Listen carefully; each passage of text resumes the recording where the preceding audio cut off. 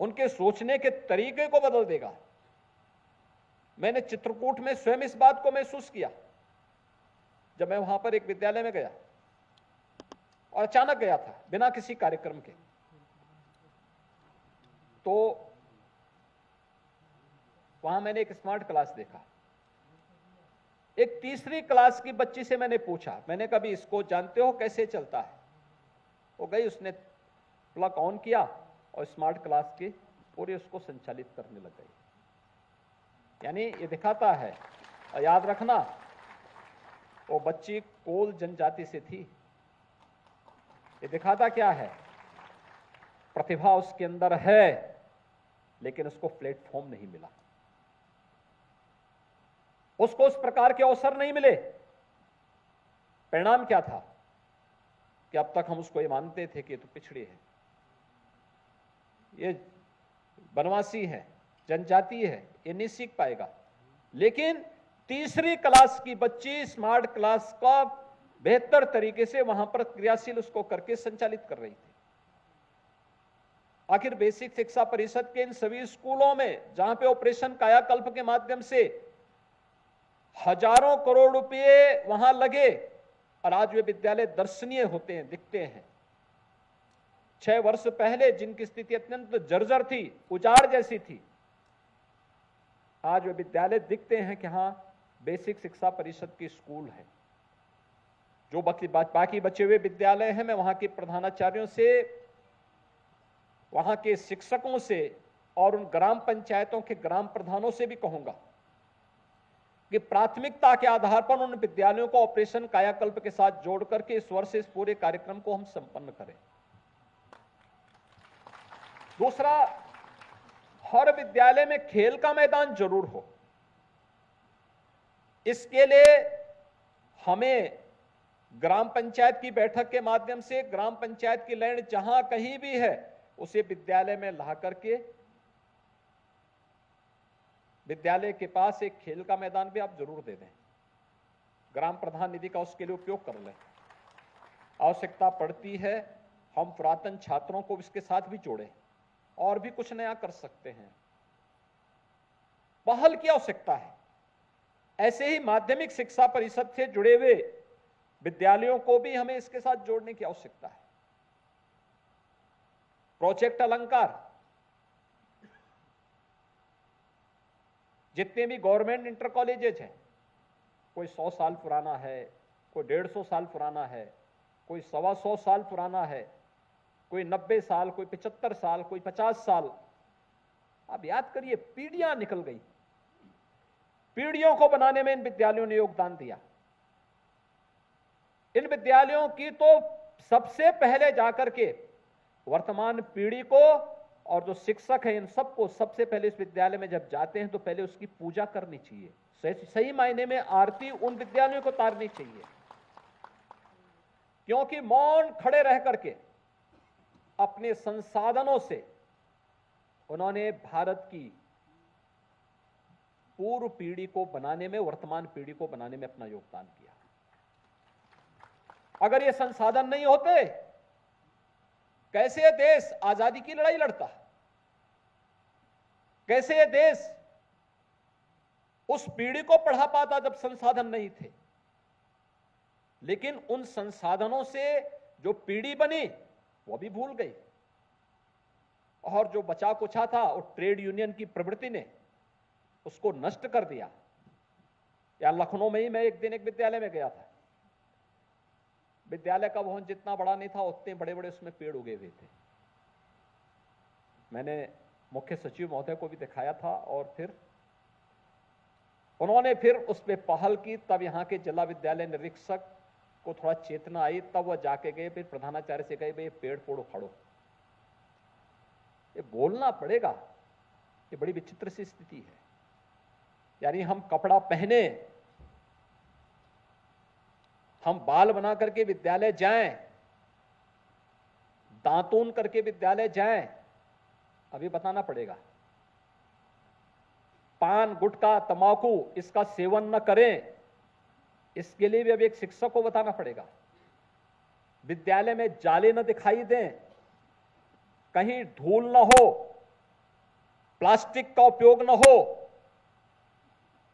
कोई गुटखा तंबाकू विद्यालय परिसर में न सेवन कर सकें। इस स्वतः स्फूर्त भाव के साथ इस प्रकार की भावनाएं आनी चाहिए हमारे मन में। और एक शिक्षक अपने कृतित्व से भी आदर्श दिखना चाहिए और व्यक्तित्व से भी आदर्श दिखना चाहिए। इस रूप में जब हम कार्य करेंगे तब समाज के मन में एक श्रद्धा का भाव पैदा होगा। उन विद्यालयों में लगे हुए पेड़ वहां की अकर्मण्यता को प्रदर्शित करता है कि देखिए साहब, सरकार वेतन भी देती है, सब कुछ सरकार दे सकती है, लेकिन पेड़ उखाड़ने के लिए भी मुख्यमंत्री को और मुख्य सचिव को आना पड़े तो इससे बड़ी विचित्र स्थिति क्या हो सकती है। और ऐसा नहीं कि पहली बार हुआ, यानी मुझे तीसरी बार तो मैं मुख्य सचिव महोदय को स्पेशली लेके गया था, क्योंकि मैं उससे पहले 2 बार जब गया था, पहली बार मैं देख करके भौचक था, लेकिन मैं भी बाहर कार्यक्रमों में, दूसरे कार्यक्रमों में चला गया, व्यस्त हो गया। अगली बार जब मैं 6 महीने के बाद गया, फिर मैंने पेड़ देखा। मैंने कहा देखो, पहली बार तो हो सकता भूल से रहो, फिर मैंने सोचा कि हो सकता है कि ये विद्यालय बंद हो गया हो। मैंने पूछा क्या इस विद्यालय में बच्चे पढ़ते हैं? कहा हाँ। तो मैंने कहा यहाँ के प्रधानाचार्य या कोई और है यहाँ पे? तो उस दिन छुट्टी का दिन था एक कार्यक्रम में जिसमें मैं गया था। कहा गया नहीं, आज तो विद्यालय बंद है।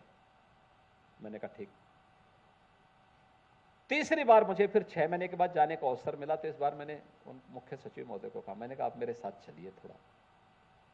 तो गए मेरे साथ, तो उन्होंने देखा। मैंने कहा देख रहे ना पेड़, इसको जमीन पे होना चाहिए था, इस भवन के ऊपर नहीं। और उसके बाद तब फिर वो पेड़ उखाड़ा गया। और मैं आप सबसे भी कहूंगा, जब विद्यालय जाते हैं सबसे पहला काम तो होना चाहिए एक शिक्षक के रूप में। विद्यालय अगर 9 बजे लगना है तो शिक्षक की जिम्मेदारी बनती है विद्यार्थी 8:45 बजे आए, लेकिन शिक्षक उससे भी आधे घंटे पहले पहुंचे। उसको 7:15 बजे तक, 8:30 बजे तक हर हाल में वहां पहुंचना चाहिए। और प्रधानाचार्य का दायित्व बनता है वह शिक्षकों से 15 मिनट पहले पहुंच जाए, उससे 15 मिनट पहले पहुंचे। क्योंकि जब ये प्रवृत्ति आप तय करेंगे, समय से पहले आने की प्रवृत्ति तय करेंगे, तब आप उस विद्यालय के बारे में कुछ सोच रख पाएंगे।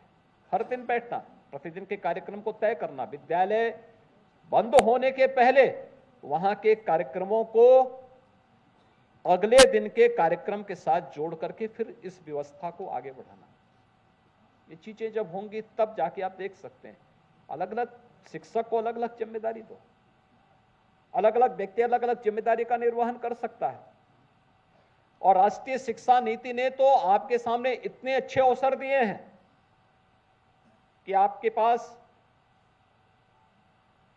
यानी इतने अच्छे अवसर हो सकते हैं, आपके मन में जो कुछ भी नयापन है करने के लिए, उसको आप राष्ट्रीय शिक्षा नीति के माध्यम से प्रत्येक छात्र छात्रा के व्यक्तित्व के निर्माण के लिए अपने योगदान के रूप में स्मरणीय बना सकते हैं।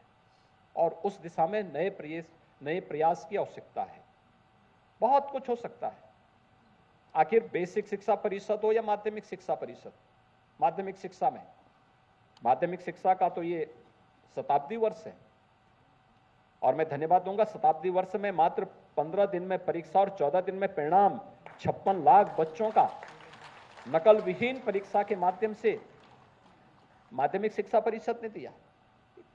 ये चेंज है, ये परिवर्तन है। ये परिवर्तन हर स्तर पर दिखना चाहिए। और स्किल डेवलपमेंट के कार्यक्रमों को जोड़ना, स्किल डेवलपमेंट के लिए आपसे ये अपेक्षा नहीं हो सकती कि बेसिक शिक्षा परिषद के विद्यालयों में हम अलग अलग उसके साथ जोड़ें, लेकिन छोटे छोटे कार्यों के साथ हम बच्चों के मन में एक रुचि जागृत कर सकते हैं। मॉडल बनाना,